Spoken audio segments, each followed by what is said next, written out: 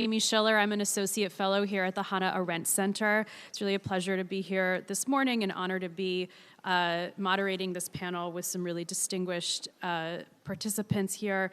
They'll each speak for about 5 minutes, and then we're going to have a conversation amongst us. Batya Ungar-Sargon is the opinion editor of the Jewish Daily Forward. Her work has appeared in the New York Review of Books, in Foreign Policy, and many other publications. Next to her is Reverend Jackie Lewis, senior minister at Middle Collegiate Church, a multiracial and inclusive congregation in New York City. Among her many publications and contributions to discourse, she's frequently on MSNBC.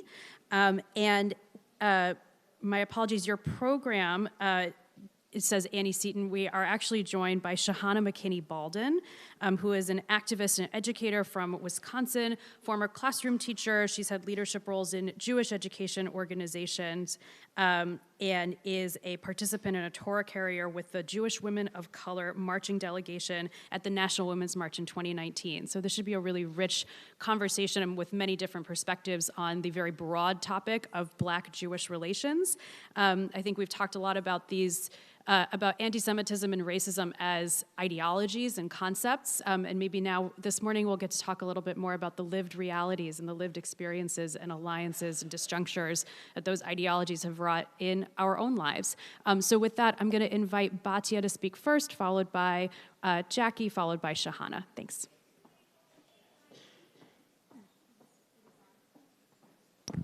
Hello? Okay. I had some remarks prepared about Zionism and racism and Black-Jewish relations.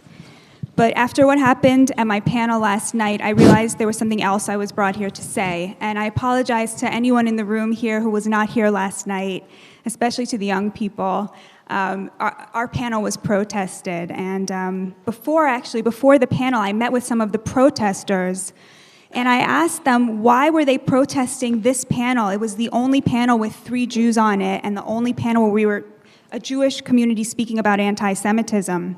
In fact, I invited them to come protest this panel because I was gonna talk about Zionism on this panel, and I said, you know, it would be more appropriate to protest. It was an anti-Israel protest, a pro-Palestinian protest, and I said, come protest when we're talking about Zionism. That would make a lot more sense. Their response was that the discourse of anti-Semitism is inherently bound up in the Israel question.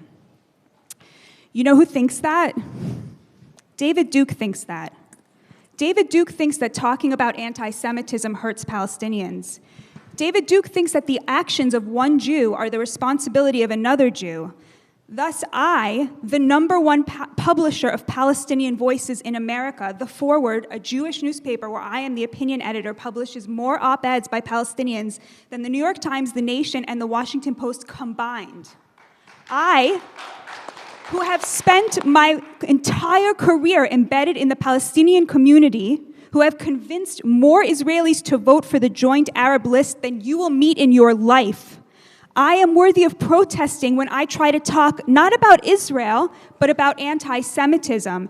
And I'm not Israeli. It's because I am a Jew. You know, I don't blame the protesters because they're young and they're kids and it's their job to be wrong about things. I'm not bothered by their silly protest. I'm bothered by the cowardice of my fellow conference goers, the academics and writers and intellectuals who were brought here to learn how to fight racism and anti-Semitism, and not one of you could find the guts to stand up and use your free speech to call out a blatantly racist act. And I know you're sitting there thinking, oh, but they were protesting Israel, they were protesting Zionists. 97% of Jews worldwide are Zionists. 97%. Why is that? Why do you think that is? There are the same number of anti-Zionist Jews as there are Black women who voted for Trump, okay? So while I'm sure when I leave this stage, some of the Jews here will reassure you that the protest was fine, ask yourself, would you allow Diamond and Silk to tell you what's racist? You certainly should not.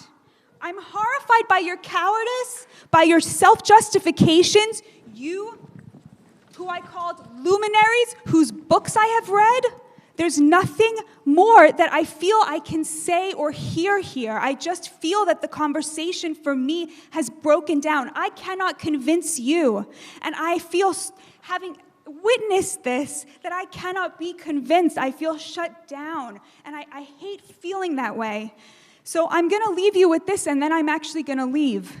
The next time someone says, "What have you done to help Jews as anti-Semitism has spiked across the nation, as Jews have been murdered at their place of worship, and Orthodox Jews get beaten to a pulp day after day in Brooklyn," you can say, "I sat idly by as Jews were protested for trying to talk about anti-Semitism. I allowed a Jewish woman to be held accountable for the actions of a country halfway around the world where she can't even vote because of her ethnicity. I egged that protest on. I applauded it. And then I went to a party."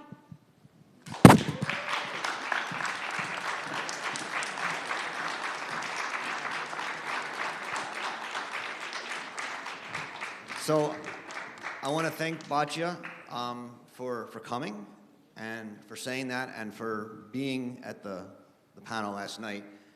I agree with a lot of what you said. And I think that many people in the room probably feel that they agree with what you said. We're at a conference, we're at an academic institution, and the conference is about hard questions, racism and anti-Semitism. And we let people speak and we let people disagree. It just happened on the last panel. They're often hard questions. And I think that when protesters protest, they can look good or they can look silly, depending on your views. I thought last night, Ruth Weiss treated them with the respect or the disrespect that they deserved, which was to ignore them for the most part. I understand that you thought people should have, I guess, responded to the protesters. My view is that they're making a protest. We go on with the show. We go on with the conversation. We go on with what we're trying to do, which is have an intellectual conversation and engage it and learn from each other. I think what you just did was very brave and very good, and I'm glad you did it. I'd ask you and encourage you to stay and continue in the conversation. I'd understand if you left. But I just do want to say we very much respect your being here and your participation. And I hope that you will stay, but we will continue. And thank you very much. Batya.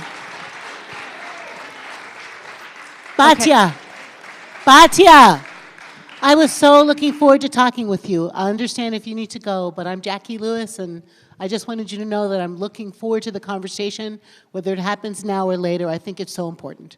So, okay.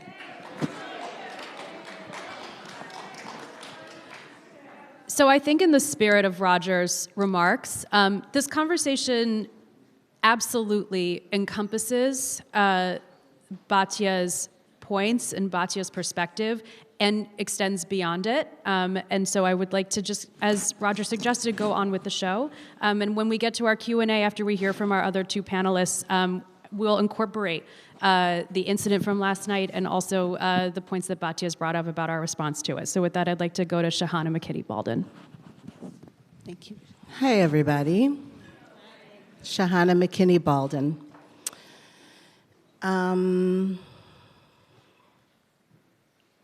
I bring you greetings from a faraway land called Wisconsin. I'm an Ashkenazi African-American woman, and I'm very glad to be here with all of you, my people. Special shout out to the Bard High School Early College Program students. So glad to have you here today. Show some love to the young people.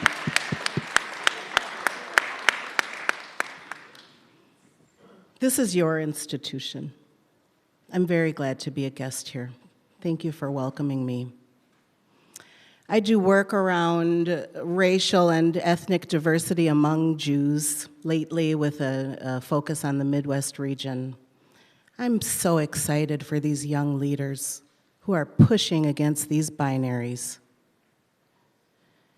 Intersectionality is a thing now. I don't have to explain as much when I show up talking about Black Jews and other Jews who are targeted by racism. And I very much appreciate the young leaders for being here and the youth leadership that I've experienced here at Bard. I would like to say that I am a Zionist. I was raised in Habonim Dror.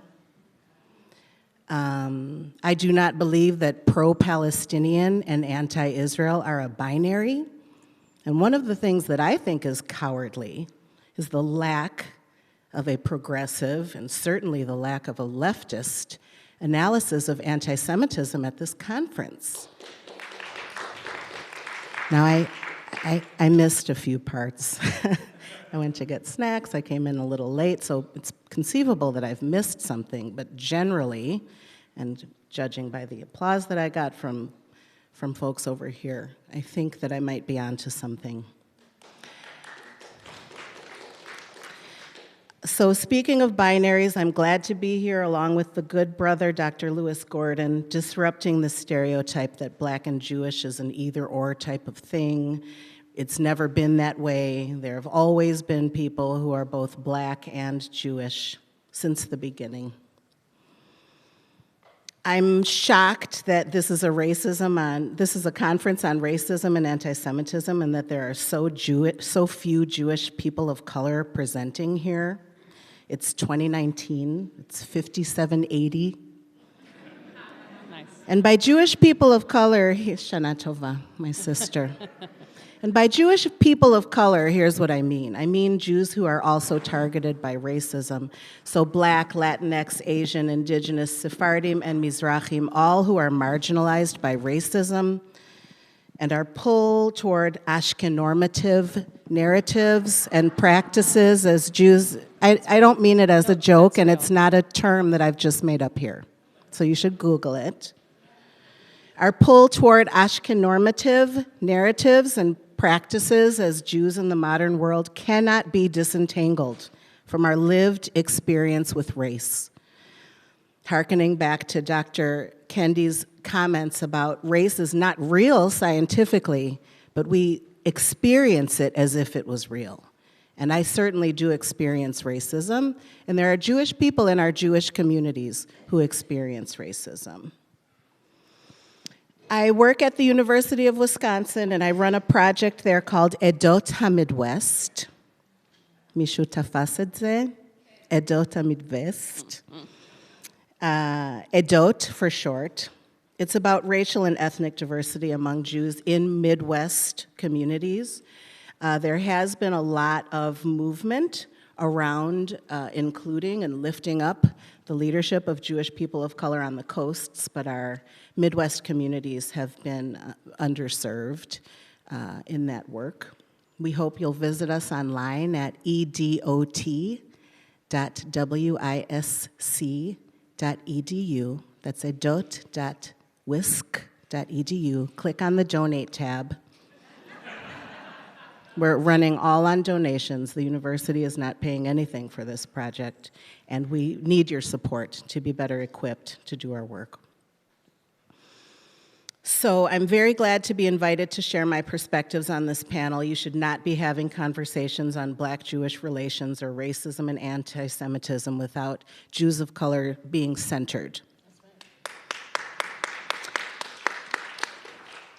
I'm happy to bring other elements of diversity to this discussion as well, my Midwest heritage certainly, and also the fact that I'm not faculty. I'm what we call at my university academic staff. We are often the ones doing the work that enables the faculty to do their work. And I want to give a special shout out to all the non-faculty folks who work in higher education. This is actually a very salient identity where I work at the University of Wisconsin. The non-faculty really do have a minoritized experience. I thought I would use my time today to tell you a little bit about my family, a quick overview of my story. I would start off with a quick explanation to answer all the questions that many of you are thinking about right now. Is she really Jewish? and etc. I would start off with a little storytelling, my parents, how I grew up. In the words of Hannah Arendt, storytelling reveals meaning without committing the error of defining it. But of course, this is not true. The way we tell our stories is never neutral. There's always subtext, there's always nuance, always choices on what's included and what's omitted. And for those of us who don't fit neatly into others' understandings of us and them, telling our stories is so often demanded of us. It's about explaining ourselves, proving that we belong where we are, which is often home. So I'm struggling around how or whether to tell you my story, to validate that I'm really Jewish, when no white-looking person in this room would be obliged to do so in any Jewish space, here or in Israel. So I'm not going to do that, and it's an act of defiance. I think generally when people say Zionism and racism, black-Jewish relations, they're talking about how sad they are that the black-Jewish coalition fell apart. And black people are mad at Jews because the Black Panthers or somebody said that white Jews were oppressing brown Palestinians, but that black people just don't understand, that they're just confused. After all, Israel went and airlifted all those Ethiopians to Israel. I think that the lack of nuance is in part about the limits of language and the terminologies that we're using and the euphemisms that we've set up to talk about who we are and who they are and hurting and even killing people because of us and them. But we can't have this conversation without addressing the whole story of racism and Jews, which is partly that Zionism is the liberation movement of European Jews as a response to generations of violent hate and xenophobia against Jews, and that Jew hatred actually predates, as well as informs, what we call race and racism. The whole story is partly that when Jews moved around to different places at different points in history, their group membership changed. There was no race. They were this race. They weren't that race. And the meaning of race shifted as well and continues to do so. Part of the whole story is that today there are Jews who are thought of as, or they think of themselves as, white, and that there are Jews who are thought of and think of ourselves as and are treated as people of color. It's partly about the racialization of Jews by the Nazis and how the idea of race bled into the experience in and around the modern state of Israel and other places in many different ways over time. So I want to have a deep and nuanced conversation about the whole story of Jews and race, and I haven't heard that nuance here yet. If you recognize my face, it might be because you saw my photo on January 19th of this year when I was part of a delegation of Jewish women of color leading the Women's March in Washington, D.C. I was the one carrying the Torah.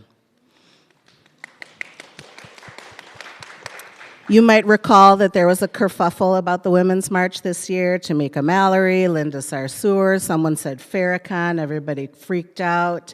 The Jewish organizations told Jewish women not to participate. The narrative became about racist white Jews trying to manipulate, and that the black community was so very anti-Semitic. And we said, oh no, and we activated our network of Jewish women of color. We had a delegation of about 100 Jewish women of color and allies, and we led the Women's March. And if you're not sure what I'm talking about, Google Women's March Torah, and you'll see us there. Part of that action was publishing an open letter that you can find online at medium.com/JWOC, Jewish Women of Color. So JWOC marching, one word. Medium.com/JWOC marching. We published an open letter, and I'd like to read an excerpt of that letter for you now, if I can find it. As Jewish women of color, we are committed to and united with our Jewish family and allies in fighting the growing threat of white supremacist and white nationalist violence in our country. And we are clear that this threat is not coming chiefly from our allies in the social justice movements that we navigate. We reject any assertion that there's more anti-Semitism in African American communities than in others, and any belief that African American leaders, and women specifically, I'm talking Ilhan Omar here, should be singled out for particular attention toward addressing the impacts of the growing presence of anti-Semitism in our world. There is anti-Semitism in the air. There is anti-Semitism on the left and on the right. My message is, right, you handle your anti-Semites, and we'll handle our anti-Semitism. But the chief threat is not anti-Semitism on the left. It's anti-Semitism on the right. That's the anti-Semitism that's turning violent. And take a look at what the Washington Post reported yesterday about a fundraising letter that went out from the GOP in Virginia. You don't hear anything about that because it didn't come from Ilhan Omar. But actually, I have a quote here, and I'll just close my remarks with this. This fundraising letter said, and it should send shivers down your spine, this letter invoked National Democratic donors, and it says, this should be a grave warning to patriots like yourself. The Soros-Bloomberg Democrats win the General Assembly this November, and you won't recognize Virginia anymore. I'm very glad to be here with you today, and I'm excited for a deep and nuanced conversation about racism and Zionism. Thank you for having me. Thank you so much. Reverend Lewis. Yeah, thank you, Shawna. I got to hug one of my heroes today. It was so wonderful to be with you in D.C., so wonderful to be with you in that march, so wonderful to watch the women of color lead, the Jewish women of color lead, and to do healing, prophetic work that defies categorization and simple answers. Thank you. So I'm not Jewish, but I am African American, and I'm a clergy and a psychologist, and I follow in ministry, like my dude, my hero, the guy that is like my mentor, the one I preach about, was in fact a Jewish person of color. Right. And I have the distinct impression if Christians everywhere were more clear about that, it would heal a bunch of craziness. How many of you in the room would claim to be Christian? Okay. So I want to just tell the story of Jesus for just a second, to kind of locate myself in this conversation and to talk about the problem of anti-Semitism in the church for just a second, which I just find to be outrageous and insane. So this is a story, right? I mean, I wasn't there. There seems to be an historic person named Yeshua who was born around 3 AD or 0 AD. It seems to be true that there was a family that had a boy child, Yeshua would have been his name, or Yeshua, ben Joseph, son of Joseph. Seems to be historically true that he grew up as the son of a handyman, and that his father Joe was a carpenter, but really more like fixing small things, not building houses. The way our story goes, the way our faith story goes, the one that gets you shopping at Christmas time, is that Mary, his mother, and Joe, his father, did not have sex. Okay. And that she was pregnant anyway. I can pick on it because it's my story. She was pregnant anyway, and that there was a scandal because she was pregnant. Now, she said the Holy Spirit did it, but they said maybe she was raped by a Roman soldier. Either way, this child was conceived in the middle of a scandal, and it was within the rights of Joseph to divorce her or stone her to death. But he didn't. And so they have this child. He's born in a manger. You know how this goes. There's no room in the end. He's born in a cow trough. They move from Bethlehem back to their hometown in Nazareth, which is in Galilee, which is in Palestine, ancient Palestine. Not today's Palestine, but ancient Palestine. Let a clergy say that Jesus is a Jew from Palestine, and the hate mail cometh. But that's our story. Our story is that he is a child of David's lineage, that the people who gave birth to him are people who are Semites and people who are African. That he's born around the cradle of civilization, that his ancestors, that his genealogy is already mixed race. That he is a mixed race, so I'm going to put it all together, a mixed race, poor, African Semitic, homeless baby who only survives his life because his parents take him to Egypt, where he is welcomed and passes for Egypt, which means he's likely not white with blue eyes, and he lives because he's a refugee and welcomed, and then does his ministry. And this is the foundation of our faith. But he's Jewish, right? So that somehow the early church decided that the Jews did something bad, and they were supposed to be punished for all eternity, for both, quote, doing God's will, which is ridiculous that God would have a baby and kill it, but that's another talk for another time, that they would then, somehow the church would embed its identity in being against the one who was Jewish. Do you see how ridiculous that is? But this is the formative story, and it's not just the formative story of Christianity, it's like a formative story for the United States of America. It's a formative story of like, you Jewish people were chosen, and now we're chosen. We get on boats, we travel across the land. There's a thing called doctrine of discovery, therefore we get to have it.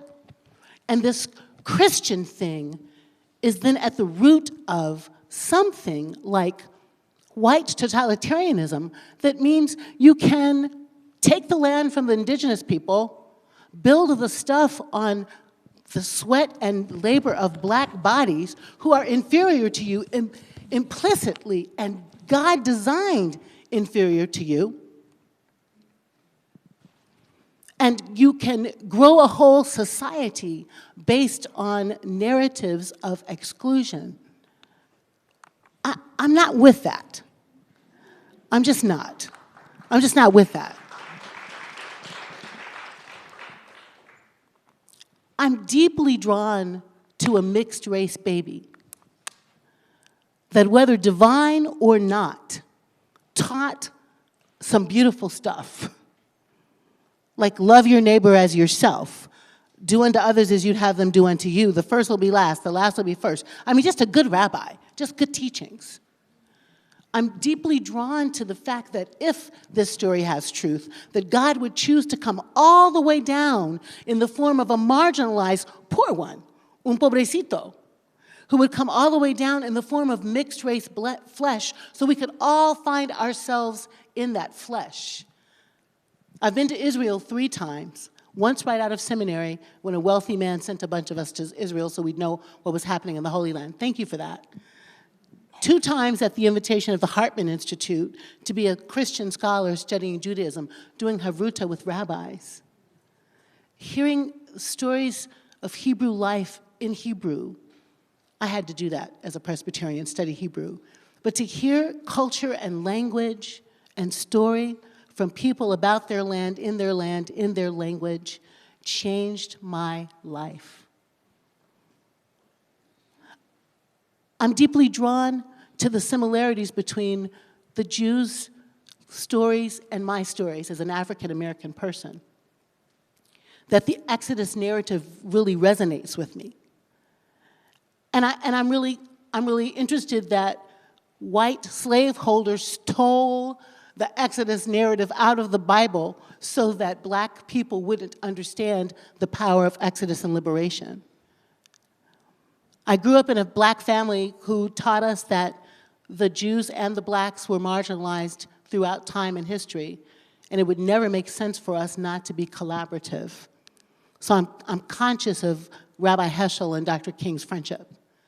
I'm conscious of Susanna's ongoing work in multiracial spaces. And some of my best friends are rabbis.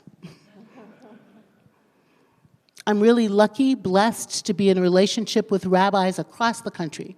Sharon Brous, who's a Zionist, who is one of my dear friends. Stephanie Colin, right there in New York, who was at Central Synagogue and now has a synagogue in Brooklyn. Some of my best friends are Muslim itinerant rabbis.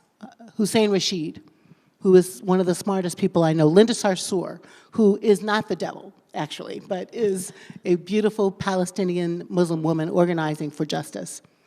I have a Women's March story to tell about how the craziness with Tamika Mallory and her refusing to decry Farrakhan, who is decried all by himself every day, but her refusing to decry him broke up a movement, and how Linda and Tamika and Carmen stand together, and how Linda Sarsour and Sharon Brous stand together, and how there are rabbis in New York that still meet every 6 weeks and invite this Christian pastor to join them to think about how we're going to disrupt anti-Semitism and racism at the same time.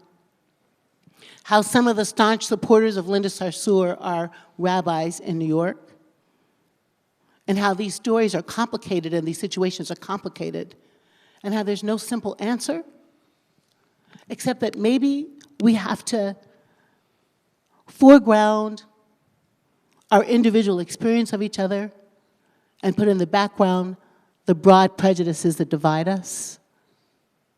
I mean, as a little kid in Chicago, we went shopping for shoes in Jewtown. What? I'm 7 years old and the deals are in Jewtown. I don't even know what that means at 7 years old. I just know the deals are there. But those words were used, batted around casually, even in my good family. So it is intentional to be a student of Judaism, because I work for a rabbi named Yeshua. And it's intentional to sort of open my heart to be criticized when I make an anti-Semitic mistake. And I have. And I do. It's important to be a student of human relations and to decide that if we're going to grow ourselves up and change this nation, we have to let down our defenses, and we have to be a little more vulnerable and a little more candid. I'm shaken up here on the stage by this thing that happened. I mean, both the things. The Kendi conversation was exhausting. It was. And this hurt was frightening. And we can leave this space entrenched and reinvigorated by the assumptions we brought to the space. But what I'd rather us do is to examine ourselves fully for how will we contribute to the healing of our nation? And what are we willing to risk to get well? And I will leave it there.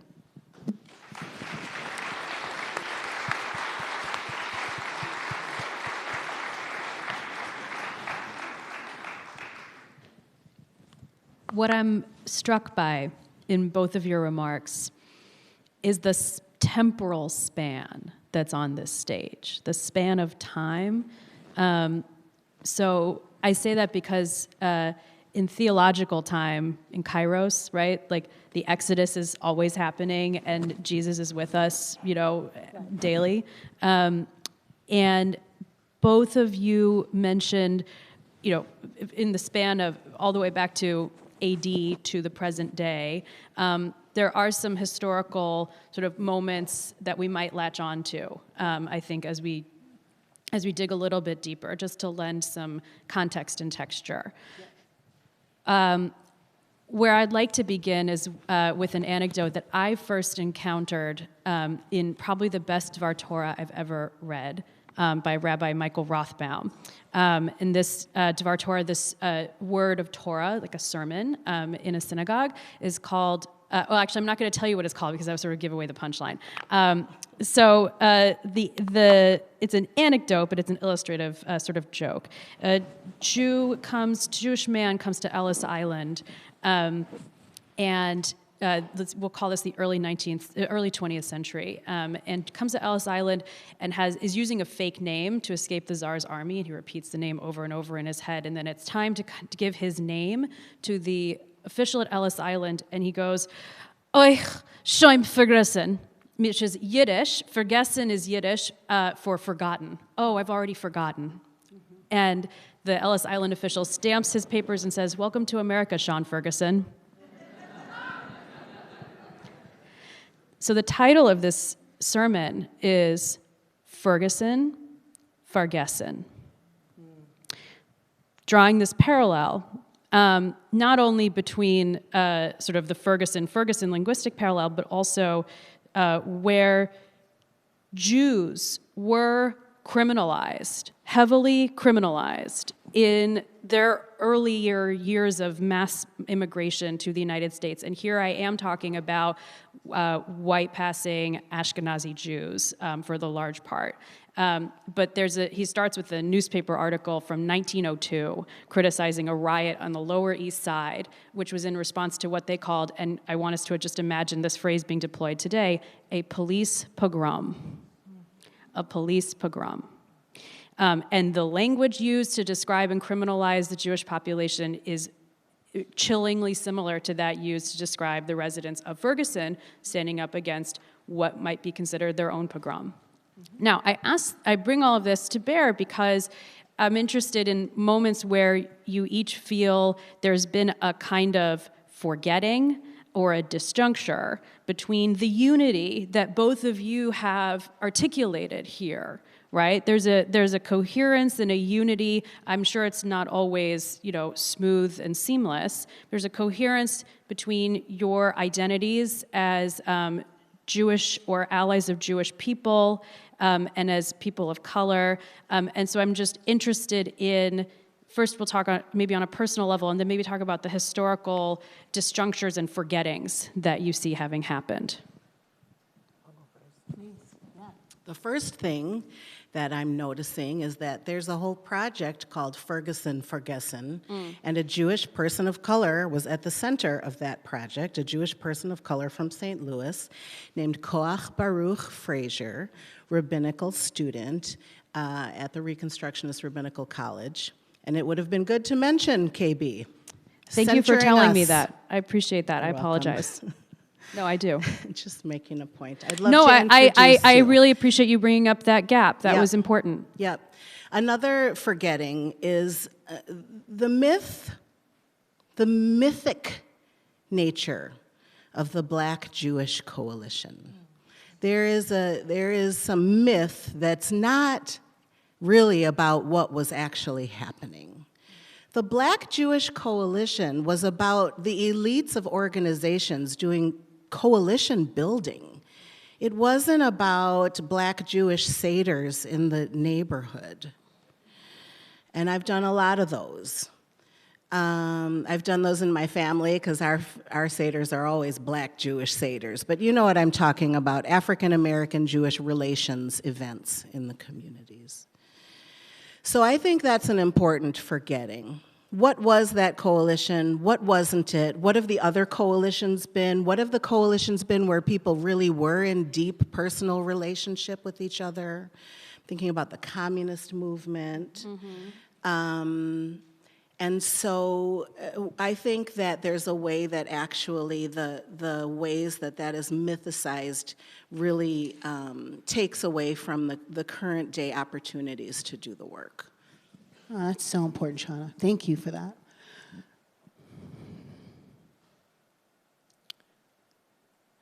I want to say a couple different kinds of things. One being real coalitions, just to be where Shauna ends. I have a really good friend named Amachai Lau Levy, who's in New York.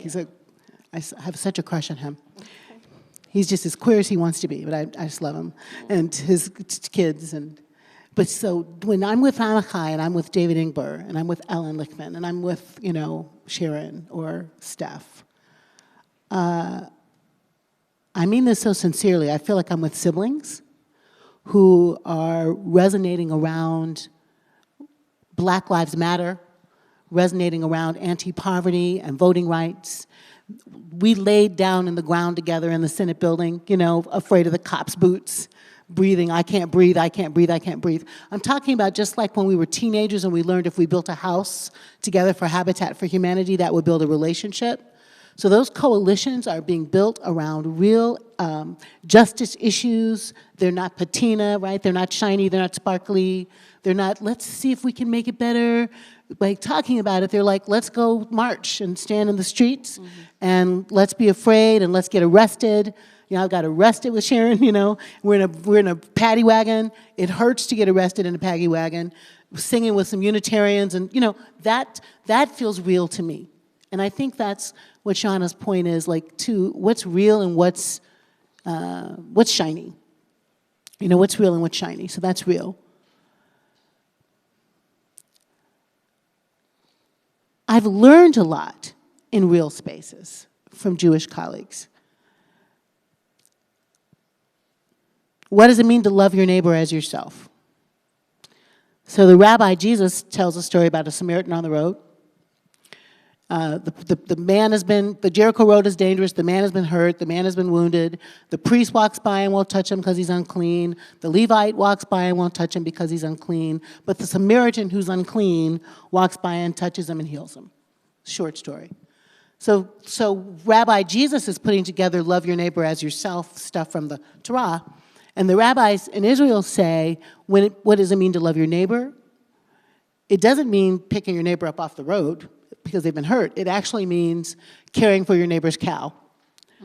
Which is to say, if your neighbor's cow wanders in your yard, you don't cook it, eat it, or keep it. You take care of the neighbor's cow. And I think when I'm talking about cows to talk about an ethic of care. Do we have our neighbors' backs? Do we across faith have our neighbors' backs? Do we care about our neighbors' cows, our neighbors' kids, our neighbors' health care, our neighbors' voting rights? We don't. Not for me well enough. I'm not sure when my Jewish friends became white. I used to think they were Jewish, but now they're whiter. My whiter Jewish friends are whiter than they used to be. Do you understand what I'm saying? This one's not white. But my whiter Jewish friends are whiter than they used to be. And if I have my psych hat on, I would say, everybody tries to distance themselves from being black. Psychologically, the world distances itself from blackness. I can't pass for white.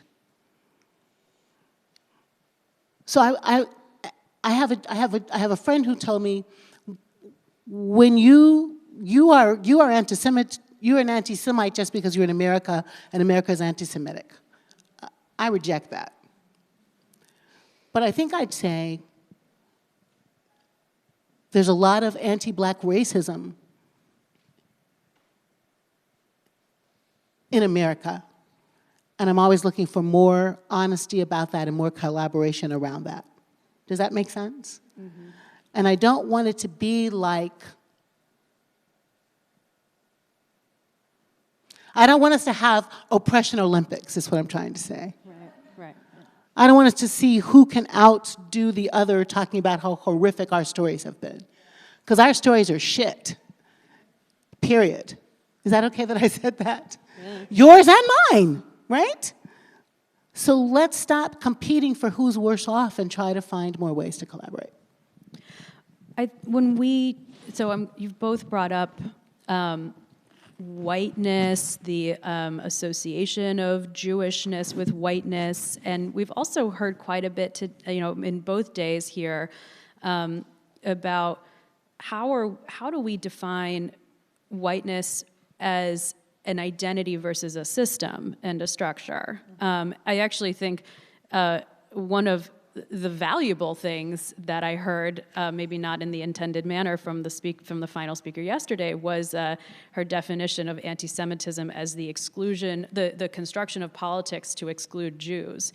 Now, I thought, would that not apply to all forms of racism and anti-Semitism and exclusion? Is the construction of a political system for the exclusion of others of an othered population to participate. So I say that because when we're talking about whiteness and how Jews have become whiter, like what are the markers of whiteness that we're really talking about? Yeah, that's Please. great.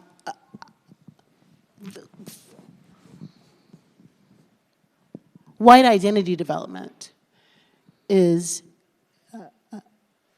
Lithuanians, Germans, Italians, Greeks, Dutch, everybody who wasn't just Anglo-Saxon Protestant came to America and ultimately lost their ethnicity to be white. Does that make sense, what I'm saying? And so white, talking to a beautiful new friend this morning, white isn't actually an ethnicity at all.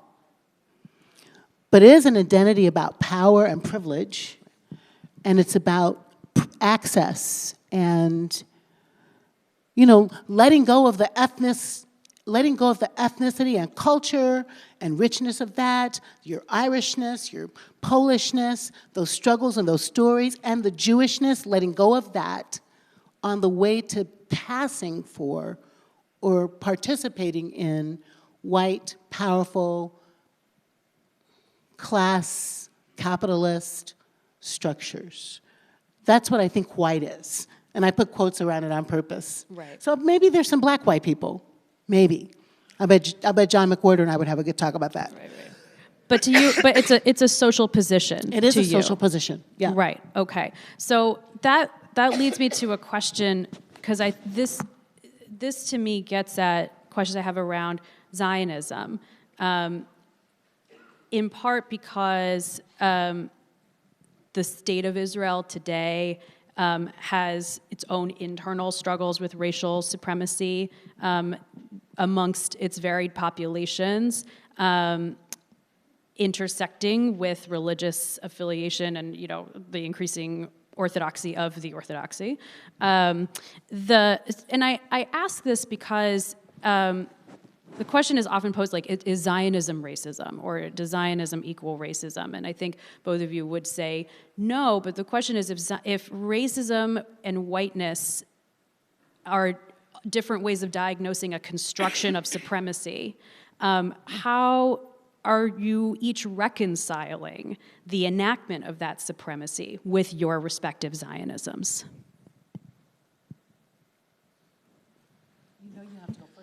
Well, I think it's dangerous to simply overlay one societally specific conceptualization of identities and politics among those identities onto another. I think that's dangerous. But I do think that there can be meaning made there as well. We also cannot pretend like American racism hasn't been exported all over the world, and that our racism does inform the marginalization of groups in other places, including in Israel. Yes. Anti-Black racism exists in Israel. And if you Google the Israeli Black Panther Party, what you'll find is that this was a group in, I think, the early 70s. It was created with support of Ashkenazi social workers to do empowerment work with Mizrahi Jews, the Jews of the Middle East and North Africa, who were and are incredibly oppressed in Israel. And then I'll just tell you a little story about being in college in Israel, doing my junior year at Hebrew University and going out to the bars with friends from the dorms, Arab friends, Jewish Israeli friends, and a bunch of us Jewish, international students. And the cops come and separate out all the Arab kids who are lined up against a wall over here like this, searched, asked for their papers, and etc. And I'm standing there watching like, this is familiar. Right. This is familiar. So going back to my comment about, I think part of our challenge is the limits of our language and terminologies that we're using. I just think it's too simplistic to be like, is Zionism racism? Is this racist? It's too simplistic and you lose the nuance, and it's so much more complicated. And we need to have a sense of urgency. Babies are dying. Babies are dying because of what governments are doing. And now that I'm a parent, I feel really differently about that than I did as a kid growing up going to Jewish school and being socialized into exactly what we heard from the speaker yesterday. That was the party line. Yeah. They want to push us into the sea, yeah. And you can't really ever trust them because they want to kill us. But I think that overlaying these different frames can have its utility, but it's also dangerous, and I think that we need to push ourselves around the terminologies that we use. That's so right. Yeah, we need to be able to have complex conversations and develop new language for ways to talk about, to have a complex analyses which are missing. It's so interesting when you just said, so Zionism, I thought, I guess I have my own kind of Zionism, don't I? And I think Israel deserves a homeland, deserves a state, should have a state, is a people. I also think Palestine is a people and should have a state and should be a people. One of the times I went to Israel, we met with these guys in this group called One. I don't know if you know this thing, but they were like Israeli soldiers and Palestinian soldiers who were working together on community organizing. So the Israeli soldier was back with his Israeli friends and the Palestinian soldier was with his Palestinian friends, and they would really be trying to find a way to build dialogue. And in that moment in time, a two-state solution felt like, oh, people were trying to say, yeah, we can do it, we can do it. That doesn't feel like where we are right now. People aren't feeling like we can do it. And I'm not a scholar or an expert on Palestine and Israel and two-state solution, so I'm not. But I do have the sense that all the people need a space. I just do, a space. And I think that's the kind of Zionist I am, I guess I would say. I think everybody should have a space, a homeland and a space. And when you say that out loud in places, and this is what is heartbreaking as a person who's just a Christian black girl, you're like, you gotta be careful where you say what you say, because then it doesn't seem like you're Jewish enough, and then maybe it doesn't seem like you're Arab enough, and I'm neither. I'm just a theologian who thinks everyone needs a space, psychologically, a psychologist who thinks everyone needs a space. And I feel like I'm about to go on a road from your question, so I want to come back quickly to say,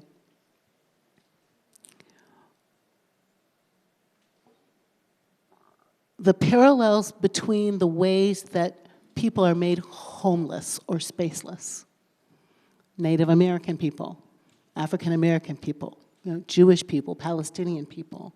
People who are made homeless and spaceless have a certain kind of trauma. Yeah. And the trauma is real and needs to be a part of conversations of healing, and where do we go from here?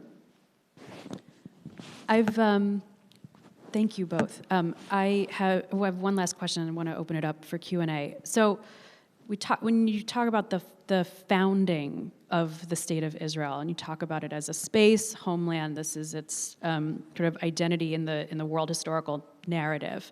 I often find myself, and before today really found myself wondering if this maybe gets a little bit at the allegiance of, or the kind of alliance that people might see between whiteness or racism, respectively, and the Zionist state as it exists today.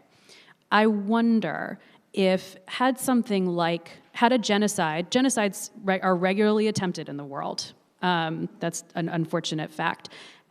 The genocide we call the Holocaust happened on European soil by Europeans to other Europeans. You mentioned this was the establishment of the State of Israel was a liberation of European Jews from this historical marginal. No, I said Zionism is a liberation movement. A little bit different. Thank you for clarifying. Right, because Zionism, of course, predates the Holocaust, right, for sure. That's right. Yes. But my question is, had a genocide against Jews happened on the scale of the Holocaust in a similarly compressed time frame in the 20th century, but not on European soil, in North Africa, in Iraq or Iran, where there were Jewish populations, would the same response have occurred regarding the need to establish a state for those refugees, for those displaced people, for those homeless people, given that that is not often the response to genocides that happen elsewhere around the world? I feel like we can pontificate about that, but that's not what happened. And that's not where the Zionist movement was. The Zionist movement was very old already by 1948. And the experience of Jews in the Middle East and North Africa was very different. It wasn't the same everywhere. But generally, we can say it was not the same as Jews in Europe, that there were lots of bright spots of coexistence and I mean, look at the holiday of Maimuna. North African Jewish holiday of Maimuna, the day after Passover. All the non-Jewish neighbors are bringing over chametz, the forbidden food during Passover. That's the holiday of Maimuna. So I think it's an interesting question. I think that I understand what you're getting at, but I don't think it's a useful question. Well, it's also an irresponsible question because all counterfactuals are irresponsible and sort of lacking historical texture and context. It's an experiment. Yeah. I love when I'm in the academic panels and yeah, I don't have an answer for that question, but I would say something like, please. I would say, I think we need to be talking about reparations, about Judaism and about Palestinian folk and about African American folk and about indigenous people. I think we need to be talking about what does it mean to make the world right again, to make the world better again. I don't know what it looks like, but I think return, I think space, I think how can the barbed wire go away, I think how can houses be returned, I think can I give back the land my church is built on to the Lenape from whom we stole the land? I think, can I send all the black kids to college? I mean, I have really weird thoughts about this stuff. And I think that overlapping, those intersections are really important. And they're really important spaces for allyship and for theological discourse and rigorous academic discourse and psychological discourse. Because we are a traumatized people dealing with traumatized people. And I want to repeat that to say hurt people hurt people. And they just do. So if we don't really acknowledge the absolute pain that people are in and the suffering that they've encountered and the ways they've been marginalized and the ways they've been set apart and set down, we end up having conversations that just hurt more and more. We end up in a defensive posture, not saying, you know, my bad, tell me more about that. And I think we're in a really critical time, right here in America. Like, this is a hot mess time. And we're on the way to the 2020 election, and the people who are in office, this administration, is intent on us despising each other, deriding each other, breaking down our culture. They're intent upon building hatred upon hatred. And I want to think about that together. That's my core message. That's me pivoting from your question to my core message. It was elegantly done. Let me open it up for questions from the audience. Okay, hand shot up right there. So, just one word about myself. I'm Israeli, and I grew up in Israel. I served in the army. I graduated University of Tel Aviv. And I want to say to the woman in the middle whose name I didn't catch, Shahana. Shahana, thank you. I appreciate every word you said from the bottom of my heart. I also want to say that yesterday's talk was very emotionally traumatic for me because I've been a peace activist for 30 years. And I've been called names by fellow Israelis, even though I was a lieutenant in the Israeli army, by people who were 18 calling me Arafat's whore, by settlers in Hebron throwing diapers on me full of baby shit because I supported the end of the occupation. I think that the students who came here to protest what I felt was a misinterpretation of everything Hannah Arendt ever said about her objection to eternal anti-Semitism. The speaker, with all due respect to her age and wisdom, was promoting the idea that Jews have always longed to return to the homeland of Palestine, and that is historically not true. There has never been a tradition of pilgrimage to the Holy Land. The term Zionism actually came from Christian evangelicals who prayed to the concept of an idea of holiness rather than a territory. I'll finish in a second, just one thing. And I just want to say that if you object to today's politics in America, that does not make you anti-Christian or anti-white. But if you object to the politics of Zionism, you become a Jew hater. And I am a Jew, so I can't be a Jew hater. I object to the politics of discrimination and occupation. And I think that it's very important that people know that there's a difference between Judaism and Zionism. I'm sorry if it's not a question. Okay.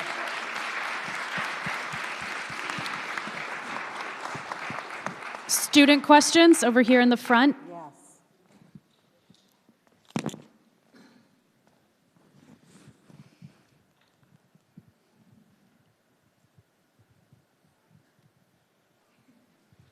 Hi. Hi. So before you mentioned this distinction between personal and historical when engaging in conversations. So how do you suggest, like, just to expand more on how this is handled in discussions and how it can be used to make discussions more nuanced? Thank you, Hannah. If I said distinguish, cool. I mean, we are always both personal and political. Right? I'm a feminist, I'm a womanist. I'm always personal and I'm always political. I'm always particular and I'm always universal. So if we are conscious of that and honest about that, I think that's what makes our conversations nuanced. So we don't thingify each other, we don't objectify each other, we don't act as though my particular experience speaks for all the African American women in a black leather jacket. Right? I am particular, and I am also bringing a body of people with me. So we need to be in both places while we're having these conversations so we can honor each other and honor each other's stories. Does that make sense? Yeah. So that's how we do it. We listen. Shahana, did you want to comment? Like how it well, you kind of clarified, but what I said was that how, like, I guess keeping in mind your personal and the historical fact, how that can make a conversation nuanced. Yeah, I mean, I do think it's important to really understand history. We have all these really simplistic, fake stories about what came before. And I think it's really critical that we reach for facts and historical analysis in this work around intergroup relations, in this work around co-liberation. Because I think that a lot of the missteps and where things get messy and weird is because actually people don't have good information about the context that they're in. And I think that's some of what we saw yesterday with the student protest and the speaker. Do we have any other student questions? Yes, over here, and then we'll go to the alongside her in the row. Thank you. America is founded on well, now we use the term of make America great again. But like, as a student and knowing history classes, when was there ever like a time period when America is great? And my question to you is like, how do we start to spread more the valid information about Jews, about Africans, about whites? Because we can't just spread wrong information. That's where stereotypes start. I want to know what could we do as students to like make a change and whatnot. Yeah. I love that question. So has America ever been great? There's not been any good old days. Let me put it that way from my point of view. There's no good old days. That's how I would say it. But I would say I have hope when I look at this incredible diversity of students right here. And what Johanna just said is this idea of really deeply knowing and understanding history. So you're disrupting history when you're asking the question, when was America great? You want to know the story. You want to know the story of this nation deeply, and you want to know the story of Islamic people in America, and Chinese people in America, and Jewish people in America, right? And Latinx people in America, and black people in America, and that there's more than one Latinx story, right? There's more than one black story. So that's about digging deep. Maybe that's about asking your professors, your teachers, to make sure that they have wider-based curriculum than you usually have. I know Bart does all that in a pack of chips, but like, how many stories can we put in our mind? How many different kinds of writers can we have conversation with so that our wisdom is stretched? And then we'll know how to make America great for the first time. Thanks. Okay. Can I say something Yes. about that? A very quick idea. Including Jews in the narrative about what we mean when we say we're a diverse community. Including Jews in the narrative about multiculturalism. If you have equity work happening at your schools, including Jews. Because one of the things that's funky about anti-Semitism is it's real confusing, and there are wide world opportunities to get involved in fighting racism.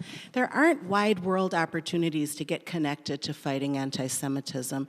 That is a good, important challenge to our progressive project and ideals around coalition building, is how do we include anti-Semitism in the work that we're doing against oppression, and how do we include Jews in the narrative about what we mean when we say diversity. That's awesome. Thank you.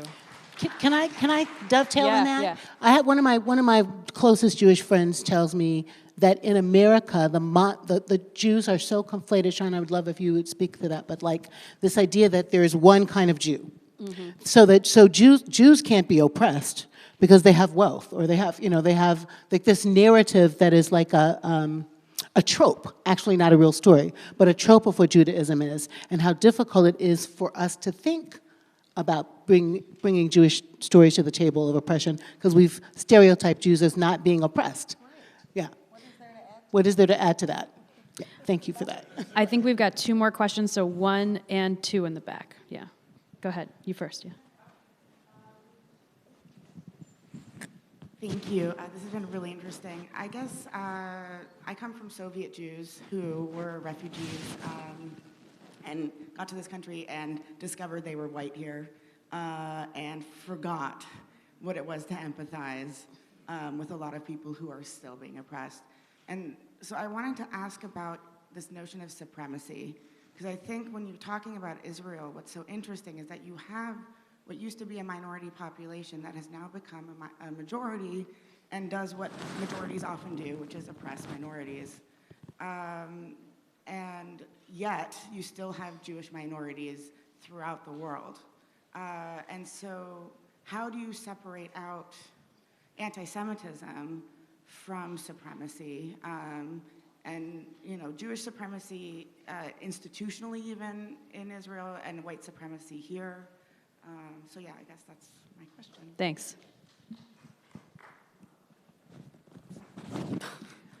When you said that, it made me go back to a biblical story. I'm a theologian and a psychologist, but it made me go back to the biblical story of Joseph and his brothers and how they hated Joseph and they threw him into slavery, and then, like a horrible thing happens. He's the runt and they hate him because he's beautiful, and he ends up sold into slavery, and instead of dying, he ends up in Egypt, and he's like the king's cupbearer.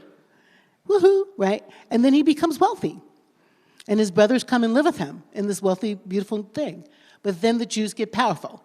Then Joseph gets powerful, and then they become enslaved. And that's just this horrible cycle of when you get powerful, somebody wants to chop your head off. When you get powerful, someone wants to take away your power. And But haven't you become powerful at the expense of somebody else? Okay, in that biblical story, no. But yes, that's true, right? In that story, Joseph just grows. They just grow. They just become populous. So I would say, is power a zero-sum concept? Great question. In my theological and psychological space, no, it is not. It is not a zero-sum. What has happened in the United States of America and in every place in the Western world where people think that is pogroms and annihilation, right? Yeah. Power is better and plentiful when we share. There is enough power, love, and wealth and health for it to go around. But in the Western construct, we have made it a competition, zero-sum game, and that's when death happens. I want to go back to the idea of overlaying one analysis from one society onto another. I mean, I'm very uncomfortable with the framing of Jewish supremacy and white supremacy in the same sentence, but violent repression of Palestinians is happening. It is happening. And one of the problems is that Jews are terrified, okay? I mean, and it didn't just happen today, and it's not just Trump. It's like 1,000 years of European history and cultural norms. So I felt a little scared when you said that. But I think zooming out and having an analysis of oppression, liberation, power over time in different societies can be useful in looking at the dynamic that you described. But I think that it's very difficult for Jews to, when white supremacy gets, that we need to come up with some great strategies and some great analysis that we're using consistently as progressives about what it is and what it isn't. Because the triggers make a lot of us go, and then that's it. And we saw that with the students here. I mean, a lot of that is our terror and our generational trauma as Jews. It's not, oh, I want to kill a Palestinian. It's the terror that I've learned over, 10 generations. And we need to come to terms with that, and that hurt people. And just because a white ethnic group gets access to whiteness, it doesn't mean that necessarily all the trauma has gone away. Amen. Okay. Okay, we have one more question over there, and then we got to wrap up. Sorry. So first of all, with regard to Jewish whiteness, I was born in 1948. I grew up in Logan in Philadelphia. I went to an elementary school, 1/3 black, 1/3 what I called white, that was white Christian, and 1/3 Jewish. When I speak with a couple of black friends now who say, but Mark, you're white, I say, well, if I'm white, I'm recently white. So that's number one. Number two. I'm going to have to ask you to get to your question because we have to. Okay. Yeah. Well, just to get comments on this, if I may. It really needed to be a question. Okay. Yeah. What about the proposition that Zionism, as was suggested, but to enlarge on that, Zionism, political Zionism, is an outgrowth of late 19th century European imperialism and colonialism, which I think we now recognize is at its core racist. Can you comment on that, please? I think when we look at Hannah Arendt, we see that tension. I'm not an Arendtian scholar, but I know a little bit about her work, and I know there was all this revolutionary stuff, and then there was also this weird stuff about the savages, and right? Am I on track here? Yes, the Arendtian scholars are nodding their heads. So I think, though, that it is important to remember that this wasn't just another European project to go and civilize savages. It was connected to a movement, the Zionist movement, that it was a movement for liberation against violent hatred against Jews. I think that's an important distinction, because I think that this idea that this is just another European colonial settler project is problematic because it takes anti-Semitism out of the equation. But did it bleed in there, and is it a part of the story? Of course. Of course it's there, but it's not the whole story. That's my opinion. Yep, what she said. Yeah. On that happy note of unity, thank you both so much for this wonderful conversation.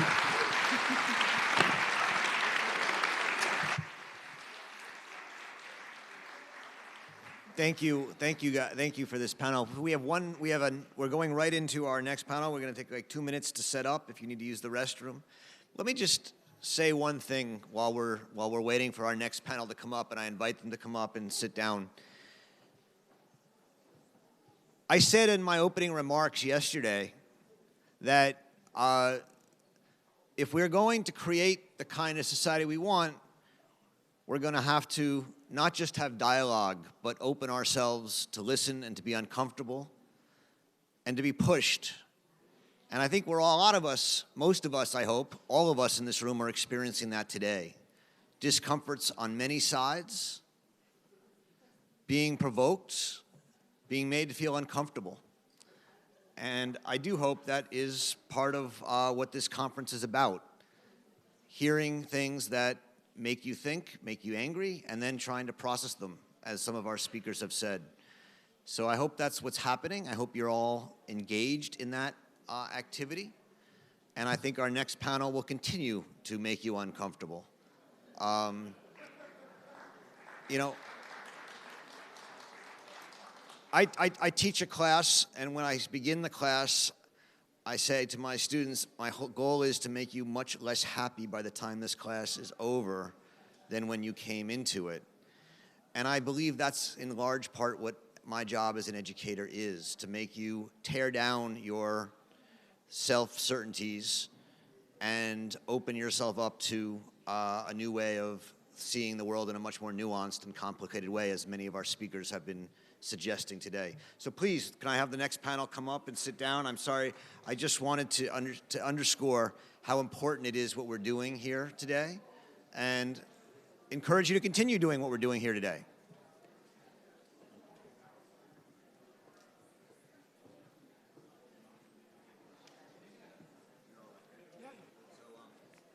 So we'll start with Mark. And then we'll end around 1:35, 1:40 Yeah. at the latest. And so and I'll come up and you just want say me to introduce them? Yeah, and but very then- briefly. Very briefly, and then ask them a question after they've made their presentations. And Or then you can go just straight to it. It's a short panel. It's up to you. I'll let you. If you feel like you have something, or otherwise, just go straight to questions.